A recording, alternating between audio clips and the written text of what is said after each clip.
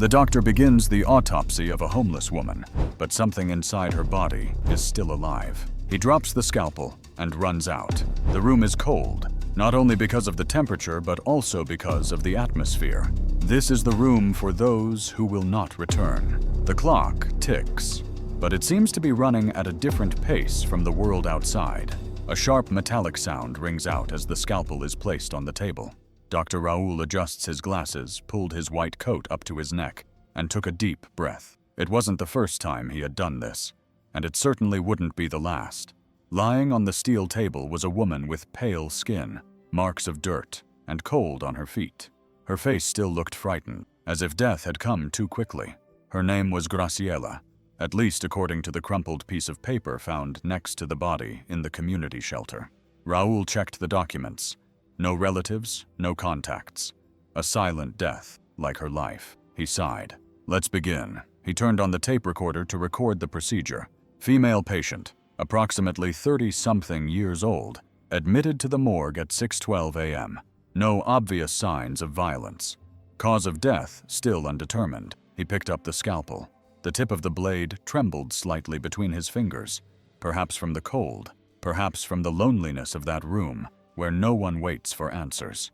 He placed the blade on the woman's skin, right in the center of her abdomen, but before pressing down, something happened.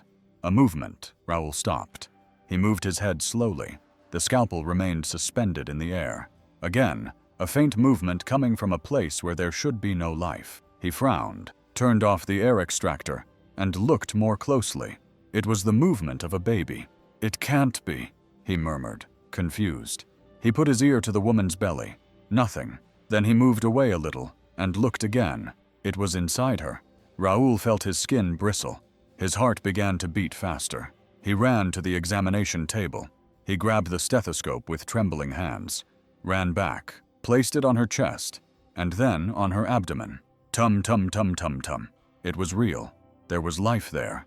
A small, weak life, but alive. He froze for a second, his face full of surprise, then shouted with a trembling voice, "Help! I need help here now!" The door burst open. 2 nurses entered, frightened. "There's a baby," he said, pointing to the woman's belly. "Woman, there's a baby here, alive." The 2 looked at each other in disbelief. One ran to find the obstetrician on duty, while the other prepared the scalpel, gauze, and instruments. Raoul, his hands trembling, began to open the woman's belly with the utmost care. Tears fell without him realizing it. No one said anything for a while, only the sound of the baby's cries growing louder and more desperate. And then, there in the middle of the cold room, smelling of formaldehyde and death, light was born. Yes, light. A miracle inside a body that had been given up for dead. And at that moment, as Raoul held that little creature in his arms, covered in blood and warmth, the doctor, who had not felt anything for a long time, felt something inside him. He was alive, too. Graciela always slept in the last bed in the corner, near the peeling wall and the noisy fan. She was not the oldest or the youngest among the women at the shelter, La Esperanza, but she was undoubtedly the quietest.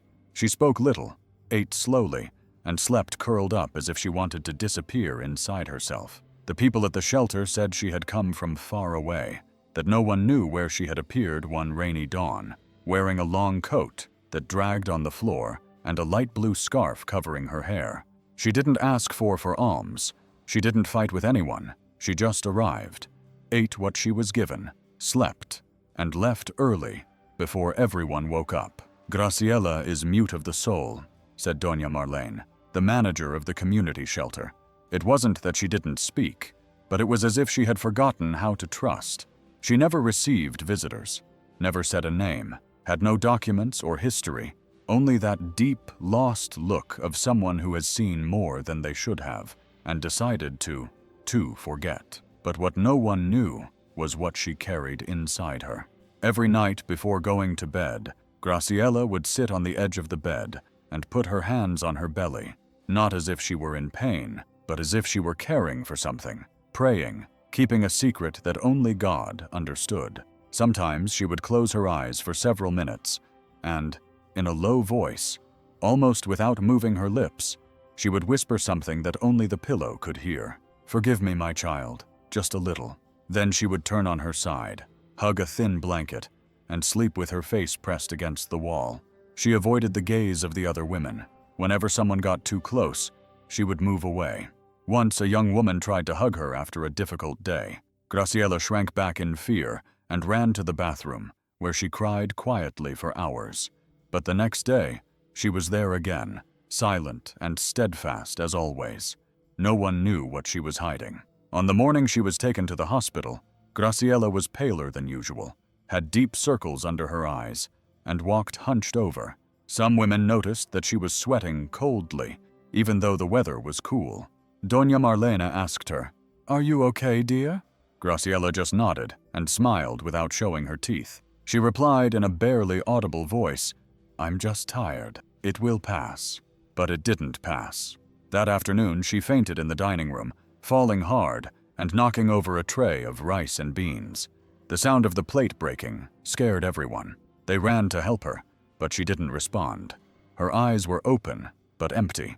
The ambulance took longer than it should have. When it arrived, the paramedic checked her quickly and simply said, "No vital signs." She was taken to the hospital as an unknown, with no documents, no family, and no phone number. But inside her, there was still something small, something that the world had forgotten, but she hadn't. And that secret that Graciela never told anyone was now fighting to stay alive. The crying could be heard throughout the room, like a whisper coming from the sky, soft, fragile, insistent. Dr. Raúl felt his skin prickle, as if time had stopped. He still had the scalpel in his hand, but he no longer knew what to do with it. That was impossible. Doctors don't believe in miracles until a miracle happens in front of them. The nurses who had rushed into the room were now paralyzed. One of them, a young woman, put her hand to her mouth. The other whispered fearfully, "Doctor, this is really happening." He didn't answer. He was in another world, his eyes fixed on the belly of the woman who, minutes before, everyone had sworn was already dead. Graciela, the nameless one, the one with no one, but inside her, there was someone. The crying sounded louder again. 7 months, it seems, said one of the doctors. But how did no one see it before? It was a tiny, fragile girl, purple from the cold, but alive. A nurse ran with her to the makeshift incubator. Another began to clear her airways. The little girl coughed, cried louder, moved her little arms, and everyone in the room began to cry. Raúl took off his gloves, his hands trembling. He slowly approached the incubator and pressed his forehead against the glass. Inside, that little life was fighting with all her strength. "You defeated death, little one," he whispered. "You defeated it." The other doctors remained silent until one asked quietly, "Doctor, and the mother?" Raúl looked at Graciela. Her body was still on the table, her eyes closed, her hair stuck to her forehead. She wasn't coming back, but he answered without thinking. She gave everything, her last breath to save her daughter. And there, in that room made to separate the living from the dead, a new life was beginning. No one knew the girl's name yet, but everyone knew what it was. A miracle. Shortly after, Raúl walked through the hospital corridors and stopped in front of the glass of the nursery, looking at a nurse with the baby in her arms, covered with a thin blanket, as if she were carrying a secret that the world could not know. Her breathing was agitated, his heart tight. He had seen many things in his life, but never anything like this. The girl slept, occasionally letting out a soft sigh, as if she were dreaming, and every time she made that little sound, Raúl felt his heart break a little more. "You shouldn't be alive, but you are, and now you are my responsibility." He entered the examination room like a thief and spoke softly to the nurse on duty, a new girl with kind eyes. "There's no file on her, doctor," she said worriedly. "No maternity admission or anything. It's as if she had never been pregnant." "That doesn't make sense," Raúl replied tensely. "I saw her. I took the baby out of her with my own hands. She was pregnant. She was alive inside. But the tests, the records..." He interrupted her calmly. "Please don't tell anyone. Just help me with this. Few people know what happened." She looked him in the eyes, saw that he was serious, and nodded slightly. Raúl left there and went straight to the old archives room. He began to search through everything, one by one, Graciela. Paper after paper. Nothing. No record of pregnancy. No ultrasound. No medical visits in recent years. She was just another anonymous person. Another shadow in the system. How is this possible? He thought. How can a woman spend months pregnant and no one noticed anything? No one noticed anything. He remembered the state she was in when she arrived. Weak, skinny, like someone hiding from the world. And then an idea hit him, like a punch. Maybe she had hidden the pregnancy, not out of shame, but out of fear. But fear of whom? He sat down for a moment and ran his hand over his face. The silence in the room was only broken by the ticking of an old clock on the wall. He looked out the little window. Night had already fallen. He returned to the makeshift crib where the girl was and stood there looking at her. A tiny speck of life, born of the impossible. Outside of time, outside of all logic. "You are a mystery, little one," he whispered, "and someone tried to erase your story before you could even begin to live." But Raoul knew deep down that he wasn't going to let that happen. He wasn't going to let another soul be lost to oblivion. Only he didn't yet how deep the hole was that he had just begun to dig.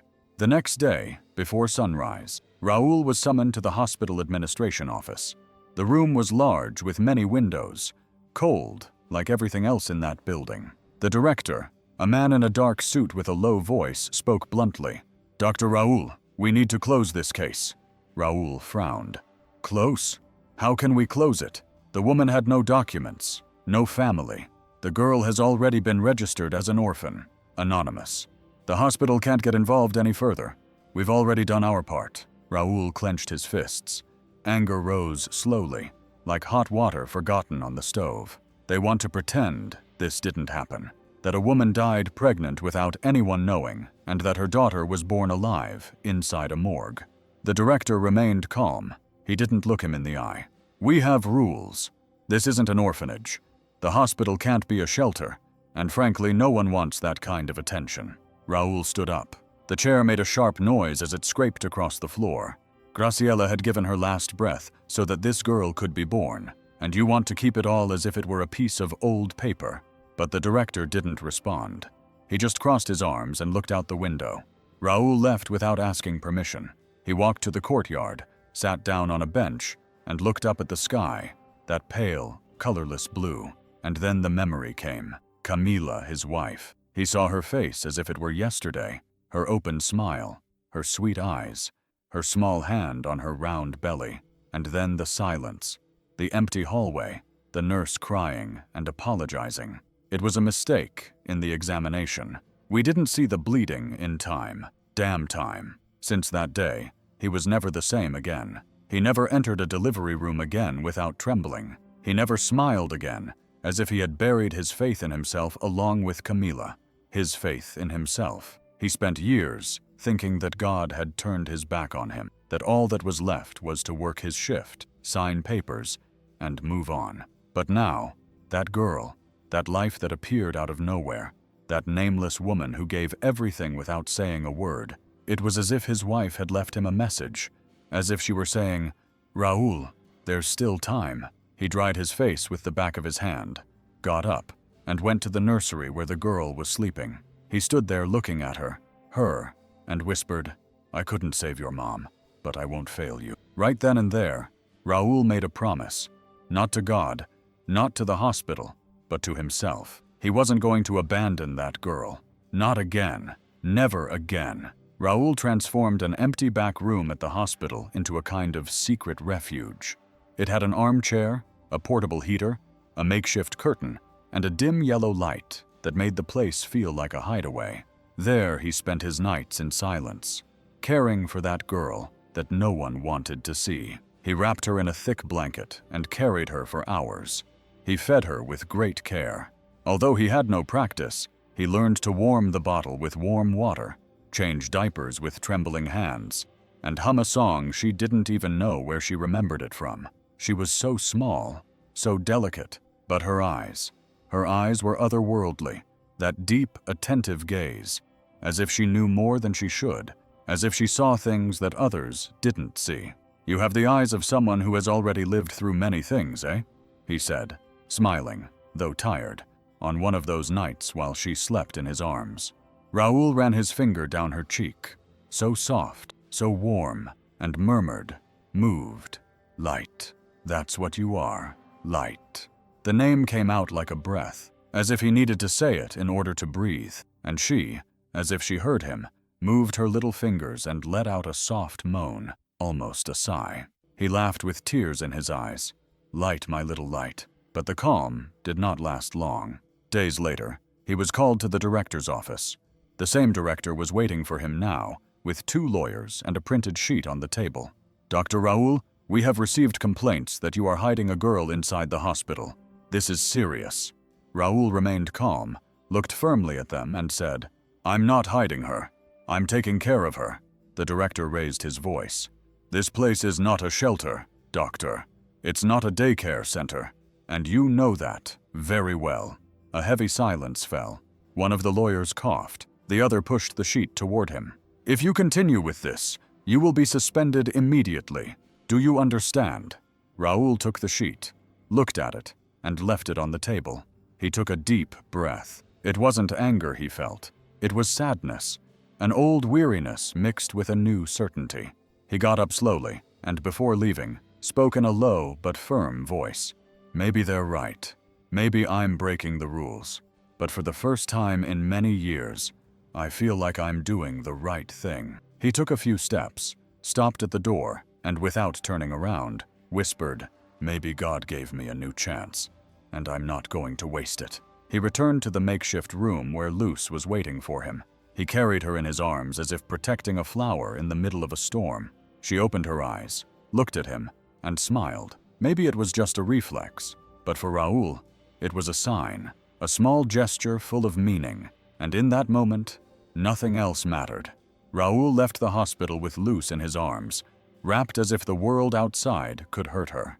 The wind blew strongly through the streets, bringing the smell of rain and exhaustion. He knew he needed answers, and there was only one place where he might find them, the shelter, the hope. When he arrived, the iron gate was ajar. The place was simple, quiet, with damp walls and soft voices in the corners. The women looked on with curiosity. Some recognized the girl in her arms. Others just looked down as if they felt guilty for not having noticed anything. Raoul asked about Graciela. No one knew much. No one really knew her. She was quiet, said a gray-haired lady. She slept little, didn't talk about anything, just prayed sometimes alone in the dark. You never noticed her belly, he insisted. She always wore big jackets, even when it was hot. We thought it was out of shame, but maybe it was fear. No, Raoul felt his heart tighten. He sat down on a wooden bench. Luce was still sleeping in his arms. He was about to leave when a woman appeared, slowly, almost floating down the hallway. It was Doña Rebecca.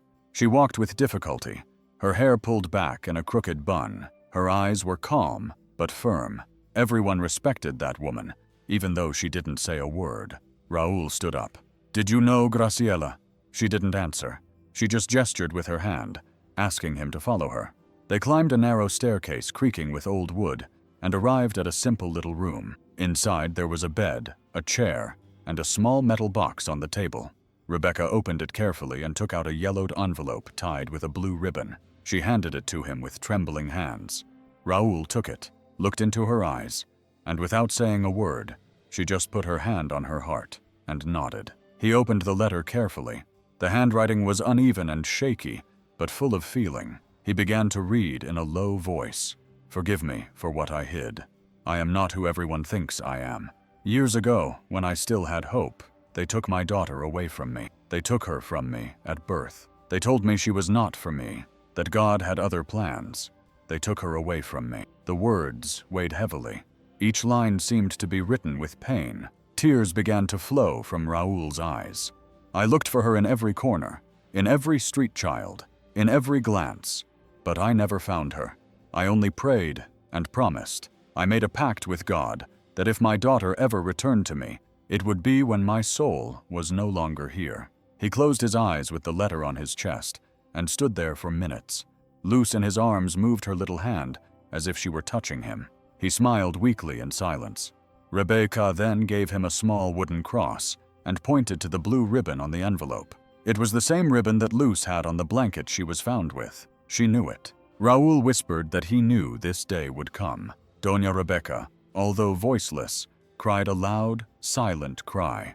Old Raúl looked at the letter one last time and promised in a low voice, "I will find out everything, Graciela. Your story will not end like this. I swear it, for you, for your daughter." He left with his heart broken, but his soul filled with something he hadn't felt in a long time: faith. The road was long and silent. Raúl drove slowly, one hand on the wheel and the other clutching Graciela's letter, reading every detail. It mentioned a convent. Luz slept in the back seat, securely fastened in the makeshift car seat he had borrowed from the hospital. The sun was already beginning to hide behind the mountains when he saw the rusty, almost faded sign, Santa Clara Convent, 1 kilometer. When he arrived, he did not find a convent, but ruins. The walls were cracked and covered in mold, the gate had fallen to the ground, the windows were broken, and there was silence everywhere. It seemed that time had passed there without asking permission. He got out of the car with Luz in his arms, wrapped in a blanket, his feet sinking a little into the wet ground. The front door was ajar, hanging on one side. He pushed it slowly. The creaking of the iron was the only sound that could be heard. Inside, there were old benches covered in dust, a broken altar, broken images, and in the back, next to the old sacristy, a figure sitting still, as if she had been waiting for a long time. She was a very old nun, with thin, almost transparent skin, and her eyes closed. But when she heard the footsteps, she raised her head with effort and said in a weak but firm voice, "You are the doctor." Raúl stopped, surprised. How did she know? She smiled slightly, as if she had been waiting for that question for years. "Because I recognize when someone is careful, the strength with which you walk with a baby in your arms and tired eyes." Raúl approached her respectfully. "You knew Graciela. She is the girl's mother. She mentioned this convent in a letter. More than knowing her, I loved that girl as if she were my own daughter." He sat down on a bench next to her. Luz woke up in his arms but did not cry. She just looked around with those big, curious eyes. The nun extended a thin hand and took a small package out of her clothes. It was an old diary covered with flowered fabric, faded by time. Graciela wrote this in secret. She couldn't tell anyone. It was forbidden, but she wanted someone to know the truth. Raúl took the diary carefully. It smelled like old paper, but it was still alive. What truth, Sister Magdalena? She took a deep breath, her eyes filling with tears. Her faith had been used against her. They had taken everything from her, even her right to be a mother. She had spent years locked up here. They said it was to protect her, but in reality, it was to silence her, to hide the truth. It felt heavy. Raúl leafed through the first few pages. Graciela's handwriting was the same as in the letter, but here it was more intimate, full of pain. "Today I dreamed of my daughter. She wore a blue ribbon. She called me without a voice, and I could only watch. They said it was God's will, but God never wanted this. I know it. If someone ever finds this diary, please forgive me. I did what I could. I resisted as best I could." Raúl felt a lump in his throat. He looked at Luz. She waved her little fingers in the air as if she recognized something, as if she felt something, even though she didn't know. Sister Magdalena put her hand on her chest. She believed that even if she left one day, her daughter would return here. Raúl lowered his head and carefully put away the diary. The old nun smiled for the last time that night, and when he left with Luz in his arms, the sky was beginning to fill with stars. It was as if each star were a word that Graciela could not say, but now someone was going to tell her story. Raúl returned to the car without haste. Night had already fallen completely, and the only light came from the flashlight on his cell phone, which was on the seat next to him. Luz slept peacefully in the back seat. Graciela's diary rested on her lap, as if it were also breathing. He opened it to the page, marked with an old cloth ribbon. The handwriting was steady at first, then gradually became shaky, but everything there had soul. "Today, the world tore my daughter from my arms. She cried for a few seconds, and so did I, but they didn't. They let me touch her. They took her away. They disappeared with her, as if she were dust." Raúl squeezed his eyes shut and felt his chest ache. The writing continued, now more intimate, slower. They said it was for her own good, that I couldn't, that it was God's will, but I felt inside my body that she was mine, as if every beat of my heart were only to keep her alive. He turned the page carefully. Luz moved a little, as if she felt the weight of the words floating in the air. I spent sleepless nights praying silently. I promised heaven that if one day my daughter found me, even if it was too late, I would give everything, all my blood, my name, my last breath. And then there it was, at the end of the page, between tears that had smudged the ink. May God take my breath and give it to her. May life leave me when hers begins. Raoul closed the diary for a moment and rested his forehead on the steering wheel, took a deep breath. That paper weighed like a stone on his chest. There was that kind of love that cannot be explained, that needs no witnesses. It was the love of a mother who lost everything but hope, and now she had fulfilled her promise. Graciela had left at the very moment her other daughter opened her eyes for the first time. He looked back. Luz was asleep, small, alive, present, and he whispered with a broken voice, "She gave you the most valuable thing she had, her own life, because she loved you before she saw you, just as she loved your sister." Ah, at that moment, Raoul knew he was no longer alone, that he was not just a doctor or a protector. He was part of a promise made between heaven and earth, and he could not fail. Raoul returned to the convent the next day, without Luz this time. He needed to understand. He needed to find what was still hidden within those old walls. Sister Magdalena was waiting for him at the entrance, already standing as if she knew he would return. "There is a room," she said in a low voice. "It has never been opened since Graciela was taken back there." Raoul followed her through the dark corridors. The stone floor echoed with every step. They came to a wooden door closed with a rusty chain. The nun took a key from the pocket of her habit and handed it to him with trembling hands. "I have no strength, but you do." He took a deep breath, put the key in the lock, and turned it. The chain fell with a sharp click. He pushed the door. The smell of damp filled the air. The room was small with no windows. A mattress on the floor, a broken crucifix hanging on the wall, a wooden bench, and a locked cabinet. Raoul approached the cabinet. It was light empty. He forced the lid until it gave way. Inside, old papers, notebooks, an open Bible, and at the back, a folder with medical records, dates, handwritten notes, all with her name, Graciela. He read each line silently, like a punch in the stomach. Admitted at 17, behavior considered sinful, pregnant by a stranger. The family refuses to take her back, housed in silence. There was even a cruel note written in ugly handwriting. Patient without visible remorse, likely to repeat the mistake. Raoul. He closed his eyes and felt rage, a deep, burning rage. How could they lock up a girl, still a child, and treat her like a mistake, like a sin? Graciela was not cared for. She was punished, and she stayed there for years, alone, with no one. And one day, she was pregnant again. Raoul continued reading another paper, another file. Pregnancy observed. Absolute silence requested. Unauthorized transfer. Case kept secret internally. Was that it? They locked her up, silenced her, tried to brainwash her, and they took a daughter away from a mother to do that. But Graciela didn't scream. She didn't ask for anything. She simply made a pact. Raoul knelt right there on the dirty floor with the papers in his hands, and his eyes full of tears. "Forgive me," Graciela said softly. "Forgive me for all of us."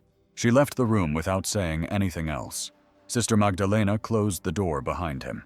They both knew that place held a pain that not time could heal. But now the truth was free. On the way back to the hospital, Raoul drove with his hands clenched on the steering wheel. He couldn't get that name out of his head.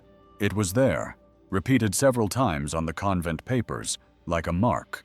Dr. Salinas, the same name that appeared in the lower corner of Graciela's death certificate. The same man who was on duty that early morning when she was pronounced dead. The lights of the city passed like shadows through the car window, and Raoul's chest felt heavier and heavier. It was as if each heartbeat brought a question. How far does the silence of those who know the truth reach? When he arrived at the hospital, he didn't ask for permission. He went straight to the director's office.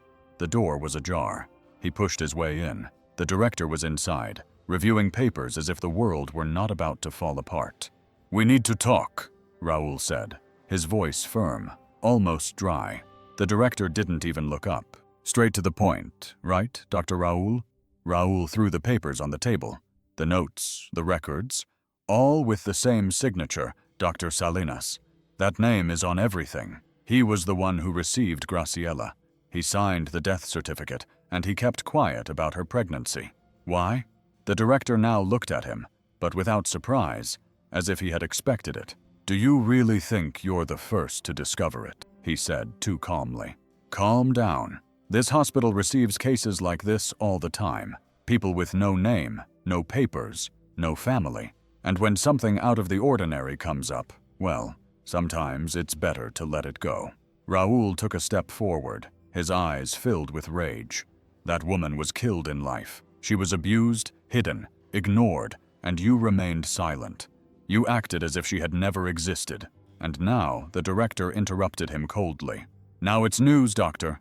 Miracle Cell. Do you think you're the only one with faith in this building?" Raoul felt a bitter taste in his mouth. It was disgust. It was shame. It was a feeling he no longer knew where to put. "She's not news," he said. "She's a person. She's a story. She's pain." The director stood up, closed the folder on the table, and spoke with a cynical smile. "You can continue your personal crusade if you want, but know that not everyone is willing to lose their job for a dead woman." Raoul looked straight in the eye. He wanted to scream, to break everything, but he didn't. He just replied in a low voice, full of truth. "I already lost everything once. I'm not going to lose again. Not this time." And he left the office without looking back, because now there was no turning back. The night was heavy, the sky moonless, as if the world had closed its eyes. Raoul was at home. He put Luce in the car seat, carefully adjusted the blanket, and without thinking twice, he started the car. Twice. He had to get out of there. He had to protect her as he drove along the empty roads. The silence was broken only by the noise of the engine and his heart. He held her very tight at every turn. He looked in the rearview mirror, and then he saw it. Headlights. A black car, with no visible license plates, coming fast, right behind him. Raoul accelerated, his hands sweating on the steering wheel, his chest tight. "Calm down, Luce. Calm down. Everything is fine," he said, trying to fool himself, and to her. The car behind was getting closer. It wasn't just a scare, it was a chase. At the next curve, a sharp shot, a bang that shattered the rear window and shook the car. Light cried. Raoul almost lost control. "No, no, please, no!" he shouted. He accelerated even more, ran over a speed bump. The car jumped. Another shot, this time hitting the tire. The car skidded, the road spun, and then everything slowed down. The car spun in the air. The sound of tires, metal, glass breaking. A scream stuck in his throat. The crash against the tree. The black car sped up and disappeared around a curve. Silence. Then only Luce's quiet crying. Raoul had blood on his forehead, trapped in his seat. He looked back, trembling. She was alive, strapped into her car seat, scared, but alive. "You're okay. You're okay," he whispered, his eyes heavy. He couldn't get out. The world grew dark, and then he dreamed. He was in an open field with the scent of lavender in the air. The breeze was gentle, and there, right in front of him, Camila was walking slowly with a white dress in her arms. "Light," Raoul cried, unable to speak, but she smiled a smile full of nostalgia. "Take care of her now," she said tenderly. "Like you didn't take care of me." He tried to get closer, but his feet wouldn't move. Move. Camila walked away, still smiling. The dress moved like mist. "Take care of her, Raoul. She is your second chance." He woke up in the hospital in pain, with tubes and lights, asleep and safe in the crib next to the bed. He cried silently, but not out of fear. He cried because now he knew he would never give up again, but he couldn't stay there. Although he was weak, he got up, took the girl, and left. The courtroom smelled of old paper and an uncomfortable silence. Raoul was sitting in front of the judge with Luz on his lap. She played with her own fingers, not understanding how important that moment was. He, on the other hand, felt his heart crushed between courage and fear. In front of them, the judge looked through the papers with an annoyed expression. He took off his glasses, rested his elbows on the table, and looked Raoul straight in the eyes. "So you want me to believe that a woman considered dead gave birth to a girl inside a morgue?" Raoul took a deep breath. His hands were sweaty, but his voice came out firm. "Yes, sir. I was the doctor on duty. I saw it. I heard the crying. I myself took the girl out of her womb." The judge frowned. "There are no records, no prenatal checkups, no reports, no official documents of the birth." Raoul opened the folder he had brought and placed photos, notes, and part from Graciela's diary, papers he had managed to save, evidence that no one else wanted to accept. "I know it sounds absurd, but this girl exists. She is here, and if it weren't for that miracle, she wouldn't be alive today." The judge glanced at the papers without much interest, signaled to the secretary, whispered something to her, and looked back at Raoul with suspicion. "Are you related to her?" "No." "Then why are you doing this?" Raoul looked down for a moment. Light gripped his finger tightly as if he understood everything. "Because I failed once with the woman I loved. She died while pregnant, and I couldn't save them. Since then, I was only alive to be alive, until this girl appeared. She's not just a baby. She's the last chance for someone to do the right thing, and that someone is me." The judge stared at him for a few seconds, then leaned back in his chair, as if he didn't know whether to laugh or remain silent. "You a doctor, a man of science, and you come here with a story of miracles." Raoul swallowed hard. "After everything I've seen, sir, I've stopped seeing miracles as magic. For me, a miracle is when a life survives, even though everyone has given up on it." The room fell silent, a heavy, almost harsh silence. The judge shook his head slowly. "It's going to be difficult without legal proof that she has no father or mother, without a DNA test, without a history. You're going to have to fight hard." Raoul nodded. "I know, and I'm ready." The judge stood up, ending the hearing. Raoul also stood up and took Luz in his arms. Before leaving, the judge spoke in a lower voice. "Sometimes, doctor, what seems like a lie too big to be true is just what the truth is trying to protect." Raoul left there with his soul wounded but firm, because, even though no one believed him, he knew that Luz was the daughter of someone who died trying to give meaning to his own life. And now, he was going to honor that until the end. Raoul was sitting on a bench in the court hallway, tired. The sound of footsteps and conversations in the background was just noise. He hugged Luz with one arm, and with the other held the documents that the judge had rejected as insufficient evidence. He no longer knew where to start again. He only knew that he couldn't give up. That's when she appeared. "Dr. Raoul." He looked up. She was an elegant woman, with her hair simply pulled back, a leather folder in her hands.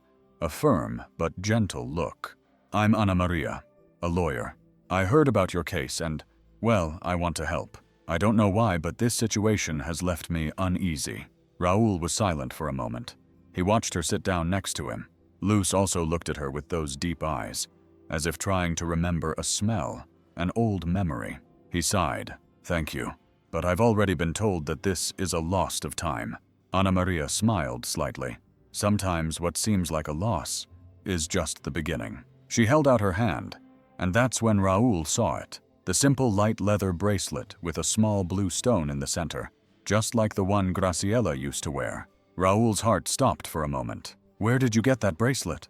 Ana Maria paused, looking down, visibly uncomfortable. "My mom gave it to me when I was a little girl."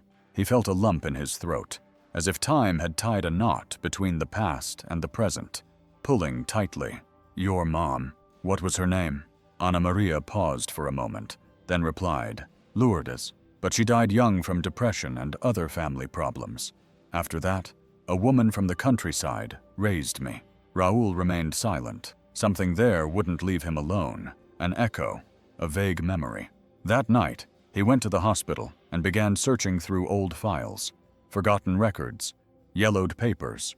One name caught his attention, Graciela.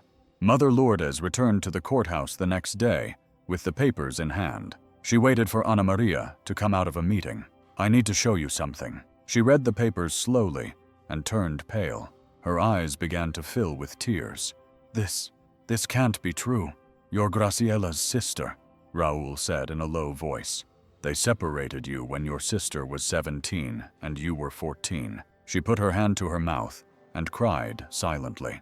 "They always told me she abandoned me, that she ran away, that she didn't want anything to do with me anymore. She was my best friend. They didn't take her away, and she could never come back. Her family had her committed." Ana Maria collapsed, sat down on the bench, and cried like a little girl. Raúl sat down next to her with Luz in his arms, who now looked at her as if she recognized something. She had this girl. Raúl felt her, yes, and gave her life for her. Ana Maria looked at Luz with a sudden, unexpected affection. She touched her little hand, and the girl squeezed her finger tightly. In that instant, something inside her healed. In the small room at the registry office, with the evening light streaming through the window, Ana Maria read the papers in silence. Each line was a wound that opened up, each name a lost part that returned. Raúl watched her closely, with the baby asleep in her arms, as if he knew that this moment was not just about her, but about everything that had happened before. Ana Maria hazed her tear-filled eyes. So it was true. She was my sister, and this baby. Raúl felt his heart tighten. She is Graciela's daughter, and now, in this test, she is my daughter in blood and in soul. Ana Maria put her hand to her chest and cried silently.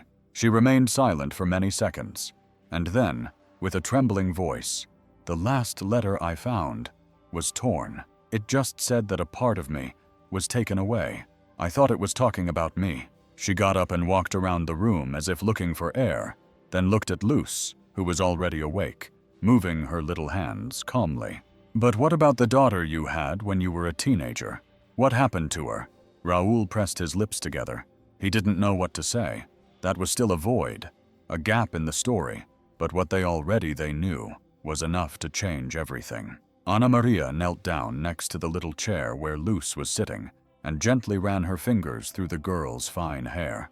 "I don't know if I can be a mother," she said with tears in her eyes, "but I can love." Luz looked at her without understanding, but gave a little smile, one of those that come out of nowhere and heal everything. Graciela carried this girl in silence, in abandonment, in pain, and yet she left her light in the world, literally. Raúl also knelt down, the two of them there side by side, as if guarding a precious secret in their hands. She gave life without expecting anything in return, only for love. Ana Maria pressed her forehead against the girl's and whispered, "I'm sorry, sister." Then she got up crying and ran away.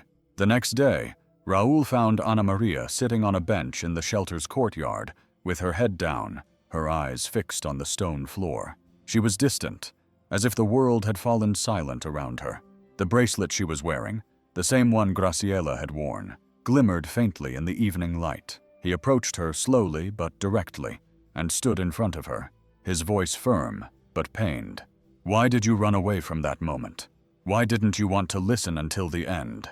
Ana Maria looked up. Her eyes were red but dry, and her response came out with pent-up anger.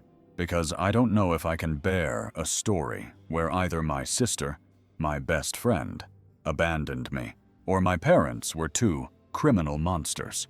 All my life, I said I didn't want to know anything about a woman who left me, Raúl, who disappeared, who never looked for me." He took a step forward. "She didn't leave you, Ana. They took her away. They silenced her. They used her faith against her. They hid her. They lied. And even so, she never forgot you." Ana Maria stood up nervously.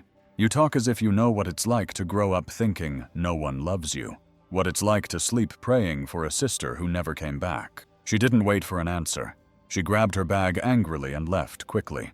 Raúl didn't follow her. He just stood there with his head down. Ana Maria returned home with her chest burning. Along with the papers, she had accidentally brought Graciela's old diary. She threw everything on the table. She was going to push the things aside, but the notebook fell open on its side. A phrase was marked in the middle of the page. If you ever read this, I didn't forget you. I love you very much. You are the best sister in the world." She stood still and read another line. "They separated us. They said it was for the best, but I was never at peace. I was always half." Anna Maria let her body slide to the floor and sat on the cold ground with the diary on her legs, her hands trembling. Page by page, she read Graciela's words. She wrote as if she were talking to her, as if she were screaming without a voice, as if she were hoping that one day someone on the other side would hear her. "I loved you in silence every day. I wanted to come back for you, but they wouldn't let me. And when I finally could, I no longer felt worthy of your presence." Anna Maria cried. She cried with all her might. She cried like someone who realizes that abandonment was not a decision, that the pain she carried for years had another name: injustice. There, in that quiet room, she understood that her sister had never forgotten her. Graciela loved as best she could, and wrote down everything her voice could never say. Anna Maria pressed the diary to her chest, as if she could finally embrace her sister, and through her tears, whispered, "Forgive me, sister. I'm here now. I'm here." Raoul had to take the girl to the emergency room. The hours began to pass more slowly. Luce, who had been smiling with her eyes before, now only moaned softly, her face red and breathing very fast. Raoul tried to stay calm, but fear already lived in his eyes. 39.8 degrees, said the nurse, lowering the thermometer. "It's not going down, doctor." He held her in his arms, wetting her forehead with a cold cloth. He tried to sing, pray, breathe, but nothing seemed to calm that little body. So hot, so weak. Luce cried, as if asking for help in a language no one understood. Raoul left the room and banged on the wall in the hallway. "Please, God, fill me now, not with her." At that very moment, Anna Maria entered. Her eyes were sunken, and she held Graciela's diary tightly against her chest. She said nothing, just stood at the door, looking at Luce. A heavy silence fell between them. "She has a fever," said Raoul wearily. "She's not responding." Sunken eyes and Graciela's diary clutched to her chest. She said nothing, just stood in the doorway looking at Luce. A heavy silence fell between them. "She has a fever," said Raoul wearily. "She's not responding to antibiotics. The tests don't show anything serious, but she's getting worse." Anna Maria approached slowly, sat down next to the bed, took a deep breath, and opened her arms. "Will you let me hold her?" Raoul hesitated, but then nodded, handing her over carefully, as if passing on a piece of his own soul. Anna Maria received the girl in her lap. She was light, limp, small, like a sick little bird. She touched her hair and felt the heat rising from her skin, but she also felt something else, something that came from within, a connection. "I feel it," she said, almost in a whisper, as if she were my own. Luce stopped moaning. Her body was still burning, but no longer crying. Her breathing became calmer. Anna Maria rested her forehead on the gauze and closed her eyes. For the first time in days, she smiled a smile with tears of someone who understands, who accepts, who finally finds her place. "You are not alone, my little one. Never again." And in that moment, in the midst of the pain, something new was born. Peace. The small chapel was simple, almost empty. A few lit candles flickered silently. Humble flowers picked from the hospital garden were placed at the foot of the altar, and right there in the center was an empty white chair. Raoul stood next to it with his hands clasped, staring. There was no coffin, no body, but everyone knew who was the most significant absence in that room: Graciela.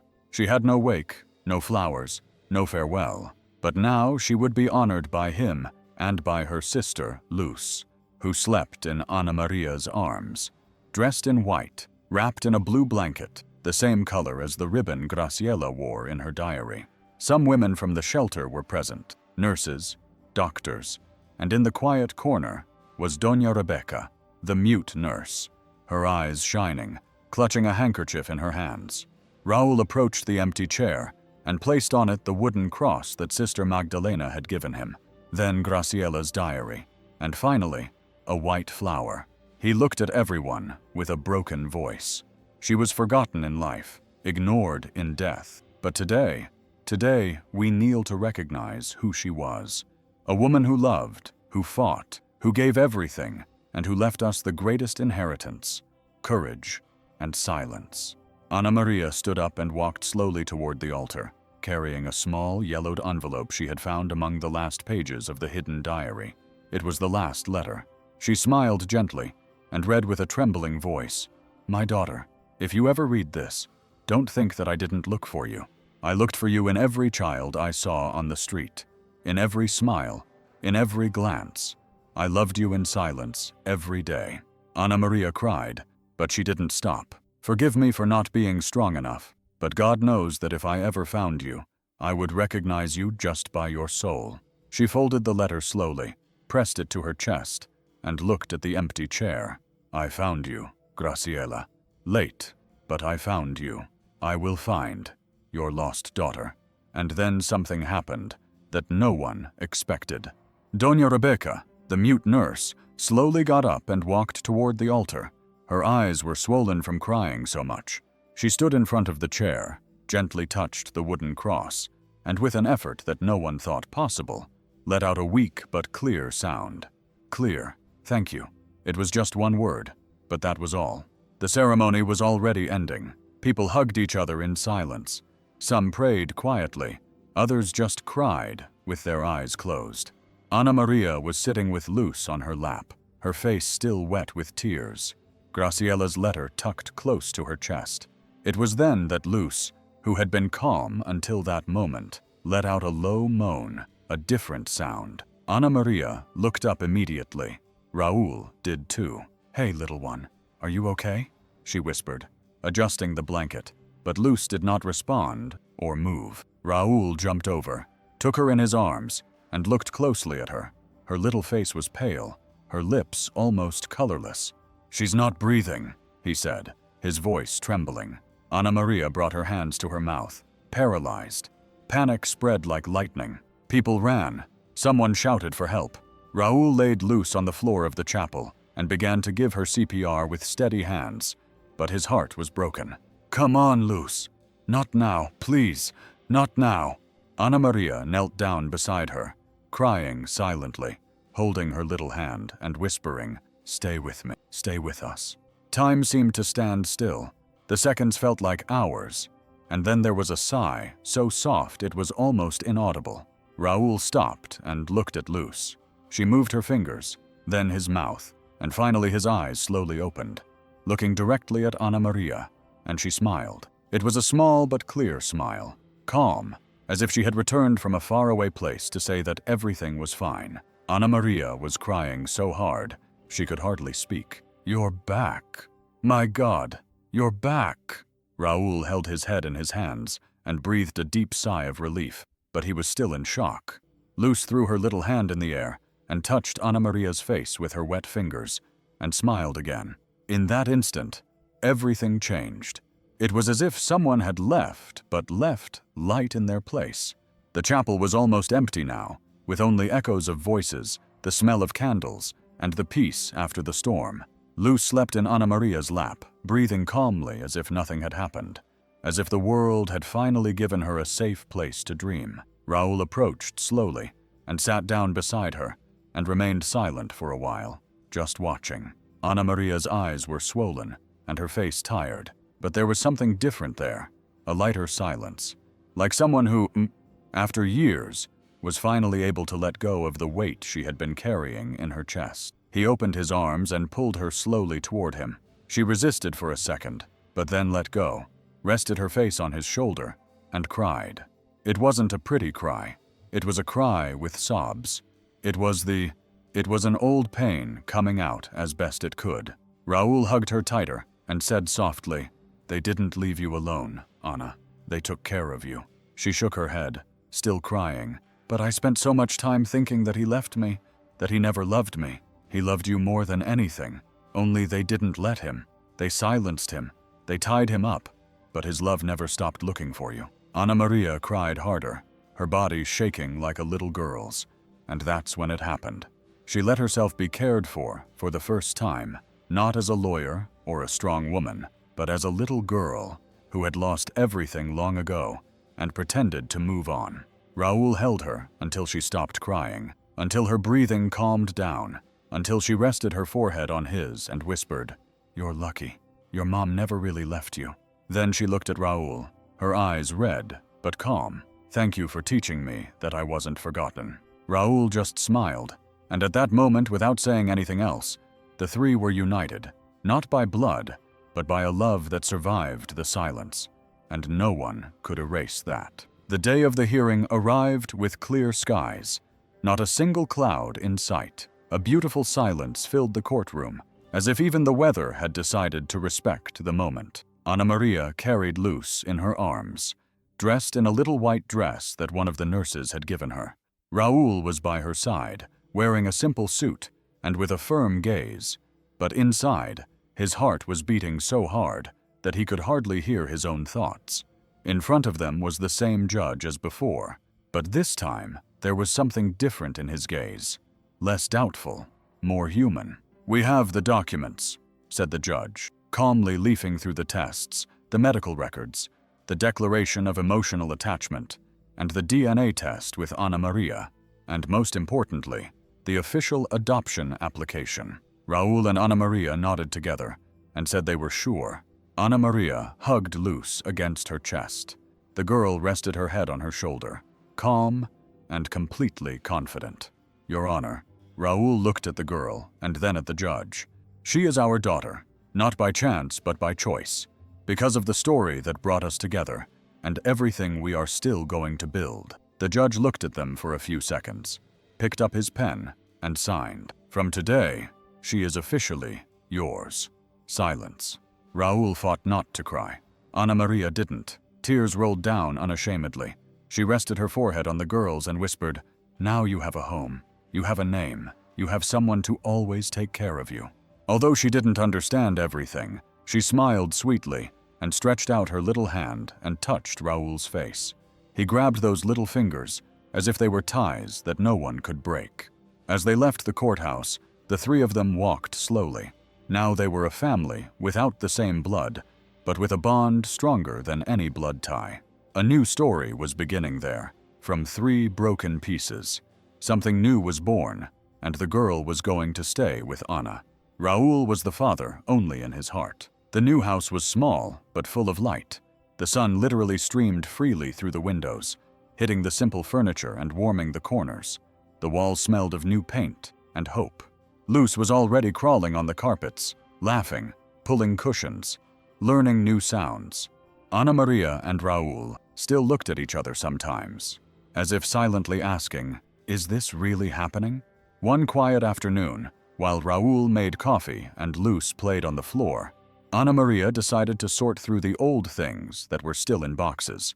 They were simple clothes, old notebooks, handkerchiefs, a rosary, small objects that had belonged to Graciela. Each thing seemed to have a little piece of her, as if she had left a mark at the bottom of a cloth box among folded papers. Anna Maria found a small, worn envelope with no name on the outside. She opened it carefully. The paper inside was yellowed, written in shaky handwriting, and had parts in Spanish and Portuguese, as if Graciela had mixed everything that was hers in a single sigh. Anna Maria sat on the floor and read slowly. "To my daughter, when I find you, you were taken from me by damned priests, but you were never forgotten. I loved you in every silence, every night alone, every day I spent looking at the sky, hoping you were well." Anna Maria and the nuns pursued her. "Maybe I'll never see you again. Maybe the world won't let me, but if one day you find that paper, know that you were my greatest love, my daughter, my little girl. You were the only miracle I ever asked for." She held the paper to her chest, crying silently. Raoul entered slowly. He realized and didn't ask any questions. He sat down next to her, took her hand, and Luz crawled over to them with that silly smile, as if she knew that this moment was special. Anna Maria showed him the paper. He read it and remained silent for a long time. Then he looked at Luz, who was watching them with curious eyes, and said, "She left love even in the silence." Anna Maria kissed the girl's forehead, and there, on that simple floor, among boxes and memories, 3 hearts knew they were exactly where they should be. Raúl couldn't get Graciela's letter out of his head. Those words, worn down by time, continued to echo in his chest like a call he could no longer ignore. Something inside him told him that a piece was still missing, and he had to find it. He returned to the convent, not with anger, but with a silent urgency, carrying the diary and the last notes as if they were keys to a forgotten safe. Magdalena greeted him with tired eyes. She was sitting in a chair in the garden with the sun gently shining on her face. When Raúl told her what he was looking for, she looked away, like someone who knows, but doesn't want to open an old wound. "Please," he said, kneeling in front of her. "I didn't come here to blame anyone. I just need the truth, that's all." She remained silent for several seconds, then got up with difficulty and led him to a small room in the basement. The walls were damp, and there was a strong smell of old paper. Inside, there was a locked metal cabinet. She took a key out of her pocket and gave it to him. "There are things in there that were never meant to be read," she said quietly, "but maybe now is the time." Raúl opened the cabinet and began searching through the files. Old dates, erased names, incomplete record. And then he found it. A dust-covered file. Mother's name, Graciela. Child's name, Isabel. Isabel, status transferred.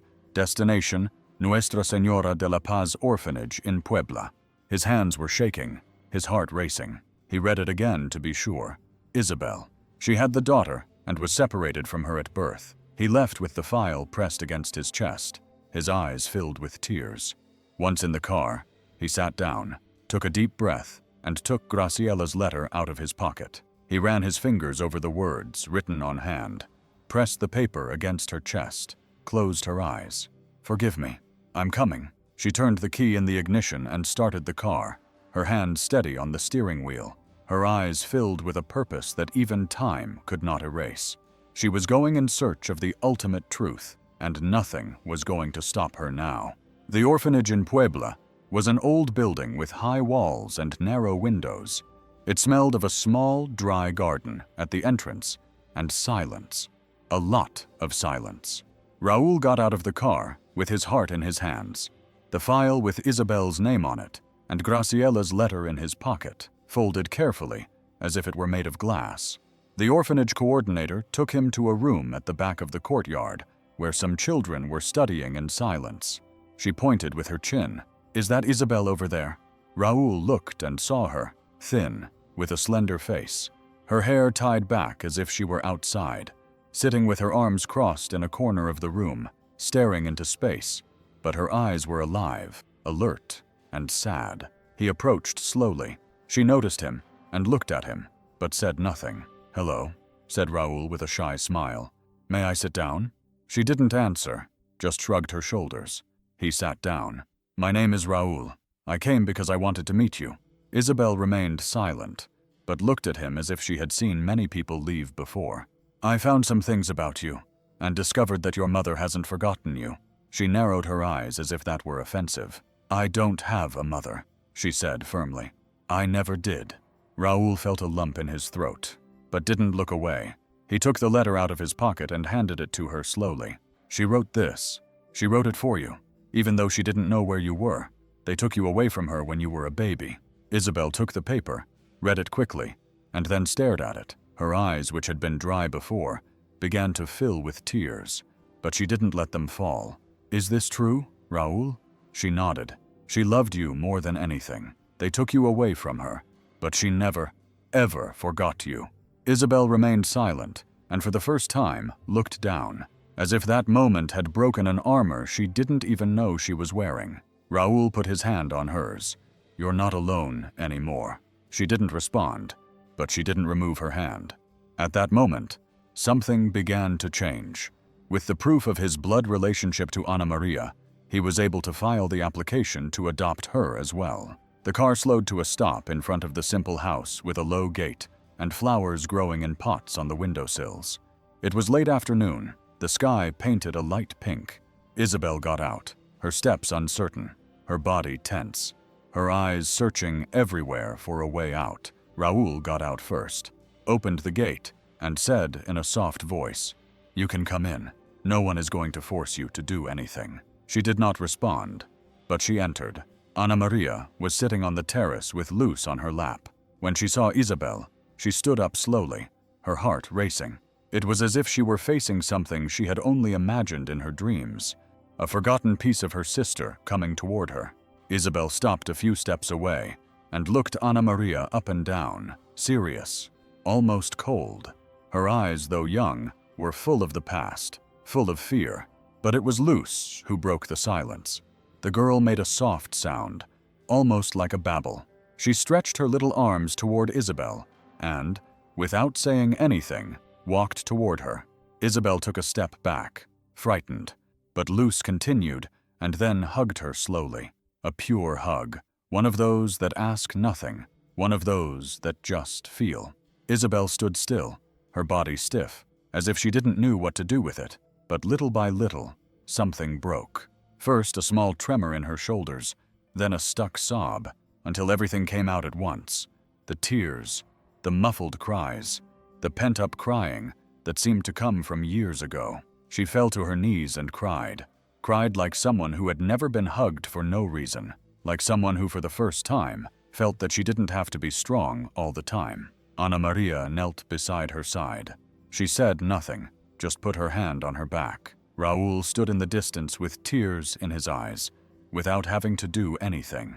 Isabel cried with her face hidden in Anna Maria's lap, while Luz, still hugging her, fell asleep gently, as if that hug had also been for healing. And there, on that shared terrace, for the first time, Isabel felt that she belonged somewhere.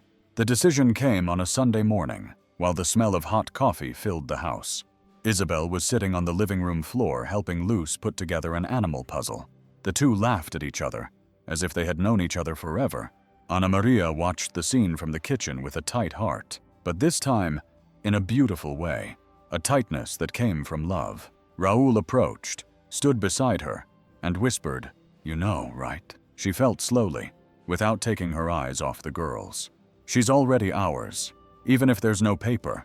That week, Anna Maria went to the civil registry and handed the documents to the same judge who had handled Luz's case. The judge looked at the two of them, then at the papers, and smiled with her eyes. "You're not just adopting a girl, you're healing a story." The adoption was finalized in less than a month, and then life began again. Isabel had 1 to 4 to herself, but she almost always slept with Luz, hugging one of her little sister's arms as if to say, "Don't ever let go." She went back to school. She learned to take the bus with Raoul, who took her there and picked her up with a proud smile on his face. Anna Maria, who thought she didn't know how to be a mother, discovered that love teaches everything else. She learned to do hair, to review homework, to heat milk the way Isabel liked it, and every night before bed, she would sit on the girls' bed and tell stories in a soft voice, stories that were really about themselves. For the first time in many years, Raoul slept with peace in his heart. He missed Camila, yes, but now he understood that pain was not the end, it was the bridge. Now 4 broken souls lived under the same roof. They shared rice, laughter, small pains, and slow victories. They were not an ordinary family. They were more than that. They were healing. The square was full of life that Sunday. Children ran with colorful kites. Couples sat on the grass, sharing snacks and laughter. But nothing caught the eye more than those 4 people walking hand in hand. Raoul, Anna Maria, Isabel, and Luz, side by side. Raoul held Luz's hand, who skipped between steps as if she had always known that the world can be beautiful. Anna Maria walked beside Isabel, looking at her from time to time with that look that only a mother has, the one that protects, that understands, that feels Isabel. Isabel smiled. It wasn't just any smile. It was one of those that come after years of not knowing if you can trust. It was light. It was true. It was genuine. She wore a simple dress, her hair tied back with a blue ribbon, and she walked with her chest out, like someone who finally understands that she now has a place. A photographer from the park approached and asked if she could take a photo.